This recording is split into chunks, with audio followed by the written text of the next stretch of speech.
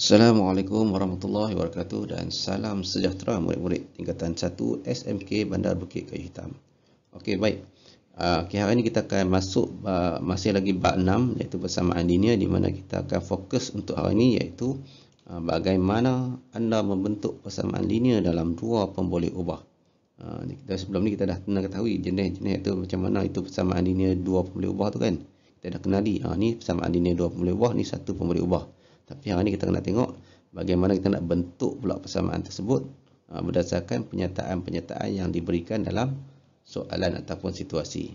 Okey, jadi boleh buka buku tab muka surat 133. Okey, kita tengok di muka surat ni 133 ni, di mana topik kita ni membentuk persamaan linear dalam dua pemboleh ubah berdasarkan suatu penyataan atau situasi dan sebaliknya lah. Dia bagi situasi, dia bagi penyataan, kita cuba bina persamaan tu macam mana. Okey, kita tengok yang pertama, contoh nombor 7.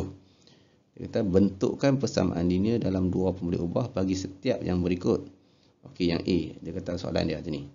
Beza antara dua nombor ialah 18. Dua nombor tu apa dia? Kita tak tahu apa dia. Jadi kita tahu jumlah dia, beza dia tolak tu, kita akan dapat 18. Beza ni maksud tolak lah. Beza tolak dua nombor tu kita akan dapat nilai dia 18. Penyelesaian dia kita katakanlah dua nombor tu masing-masing ialah P dan Q. Kita boleh huruf lain sama boleh juga.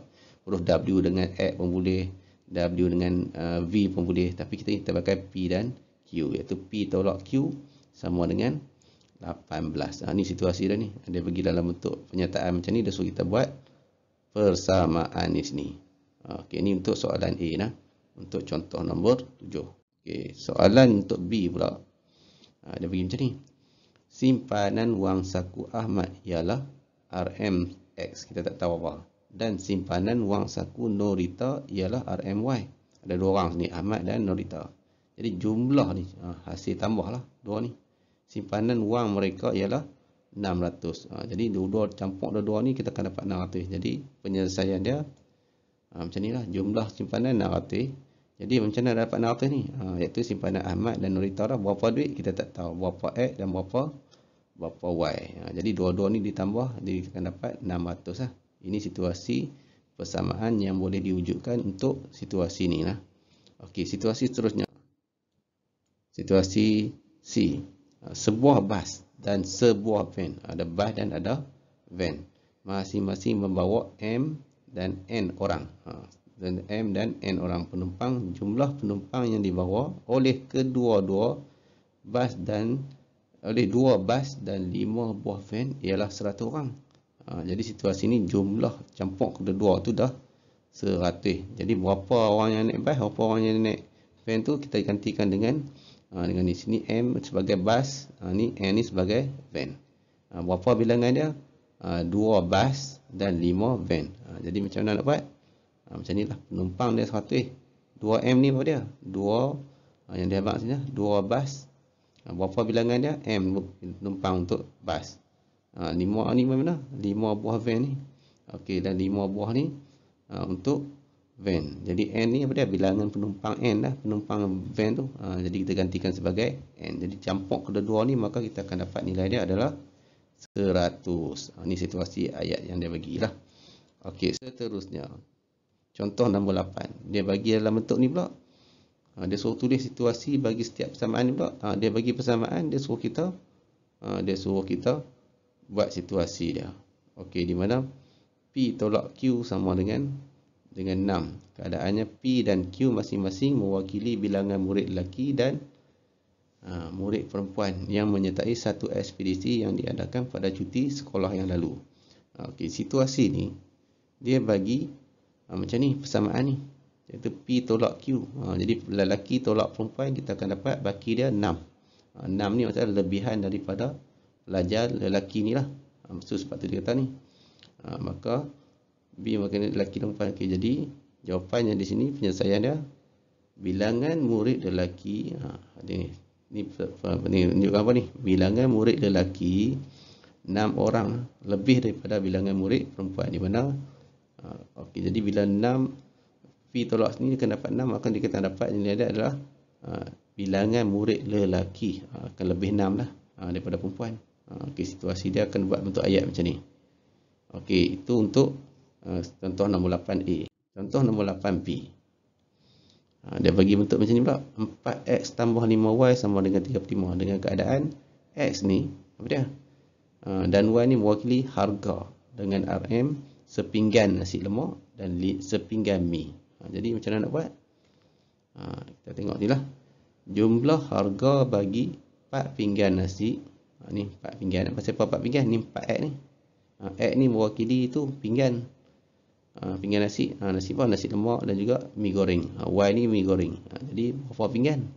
Menunjukkan sini 4 pinggan nasi lemak dan 5 pinggan mi goreng ialah RM35. Ni dalam RM lah. Okey, itu situasi contoh nombor 8. Okey, seterusnya kita tengok latih diri pula. Okey, latih diri ni dia bentuk apa? Dia nak bentukkan persamaan linear dalam dua pembeli buah bagi setiap berikut. Dia nak persamaan. Dia bagi ayat, dia suruh kita buat persamaan. Okey, ayat yang pertama. Okey, kita tengok situ dalam satu acara lompat jauh, jumlah mata ni maksudnya jumlah mata yang dipilih rumah sukan Satria dan rumah sukan Perdana ni. Dua rumah ni, rumah sukan Satria dan Perdana ni ialah 258. Maksudnya kedua-dua ni kita kena apa? Kena tambah. Okey, jadi penyelesaian dia di sini X ni sebagai rumah sukan Satria dan Y ni sebagai rumah sukan Perdana, dicampur kedua-dua ni markahnya adalah 258 lah. Okey, silap sini silap. Okey, di sini 258. Okey, saya berlaku kesilapan di situ. Kesilapan di sini, jadi sini adalah 250. Okey, kita padam sini, nilai dia adalah 258 lah. 200 siap, warna merah pula. 258. Okey, ini situasi bagi untuk A. Okey, seterusnya lah. Okey, seterusnya kita padam ni. Okey, sini kita padam dia.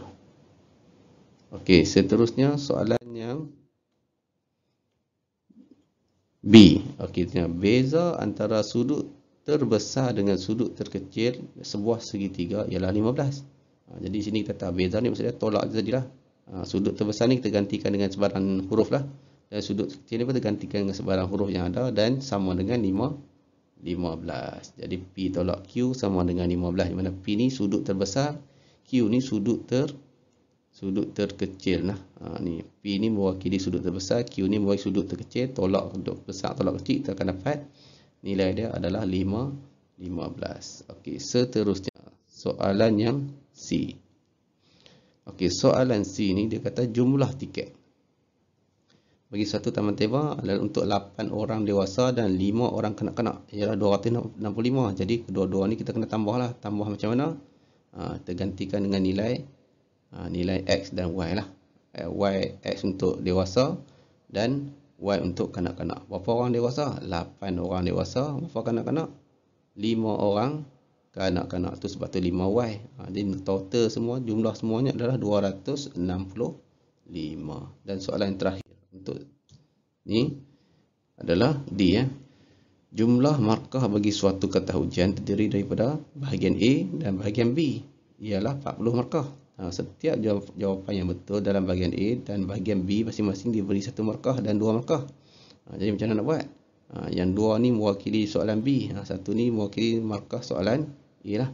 Okey, kedua-duanya berjumlah 40 markah. Jadi X tambah 2Y dapat 40. Pasal apa depan ni tak ada apa-apa. Depan ni nilai dia kalau tak ada apa, nilai adalah 1 lah.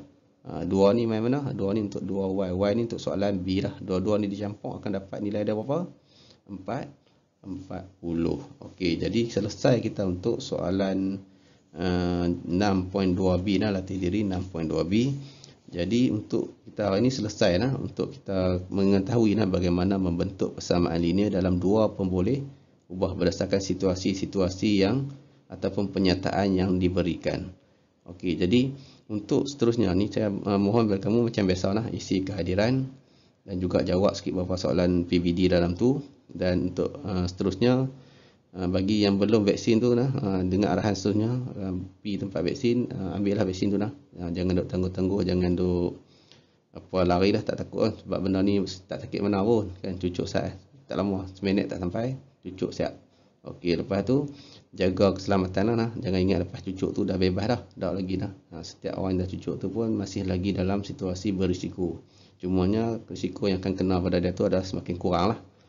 Jadi minta kerjasama semua, jaga SOP dan jaga kesihatan dan juga buat ulang kaji lah, sebab kita akan ada pentaksiran akhir tahun insyaAllah sebelum cuti tengah tahun akhir ni lah. Jadi mohon pada semua buat ulang kaji. Apa-apa masalah, mesej PM saya personal, tak ada masalah. Bila-bila tak apa, anytime. Nak buat Google Meet seorang-seorang dengan saya pun tak ada masalah. Tak ada berbayar lah, free of charge. Okey. Jadi mohon pada semua juga lah. Sekali lagi saya ucapkan terima kasih. Dan juga kita jumpa lagi pada semua pada kelas akan datang. Sekian wabillahi taufiq wa hidayah. Wassalamualaikum warahmatullahi wabarakatuh.